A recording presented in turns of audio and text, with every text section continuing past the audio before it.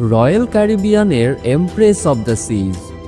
পৃথিবীর অন্যতম সুন্দর জলাঞ্চল ক্যারিবিয়ান সাগর, যেখানে সারা বছর ভিড় লেগে থাকে ক্রুজ শিপ আর ব্যক্তিগত ইয়টের। কিন্তু সৌন্দর্যের পাশাপাশি এই অঞ্চলটি ভয়ঙ্কর প্রাকৃতিক দুর্যোগ, বিশেষ করে হারিকেনের জন্যও কুখ্যাত। হারিকেনগুলো সাধারণত ধীরে ধীরে চলে, তাই জাহাজগুলোর হাতে অনেক সময় থাকে জায়গা ছেড়ে সরে যাওয়ার।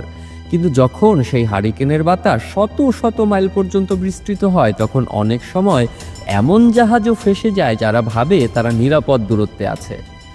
2018 সালের অক্টোবর মাসে ঠিক এমনটাই হয়েছিল রয়্যাল ক্যারিবিয়ানের এমপ্রেস অব দ্য সিজ নামের ক্রুজ শিপটির সঙ্গে। তখন জাহাজটি কিউবার রাজধানী হাবানার পথে যাচ্ছিল।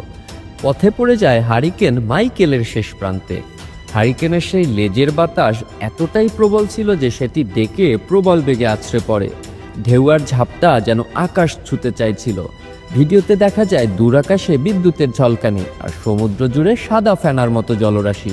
সেই সময় জাহাজের মধ্যে যারা ছিলেন তারা নিশ্চয়ই ভাবছিলেন, আর একটু সামনে থাকলে কি সর্বনাশটাই না হতে পারত। সৌভাগ্যক্রমে হারিকেনটি কিউবার উপর দিয়ে চলে যাওয়ায় ক্যাপ্টেন সময় মতো জাহাজটিকে থামিয়ে দেন এবং ধাক্কা এড়াতে সক্ষম হন। এতে সবার প্রাণ রক্ষা হয়। কিন্তু মাত্র এক সময় লেগিয়ে থাকলে হয়তো গল্পটা একেবারেই অন্যরকম হতো।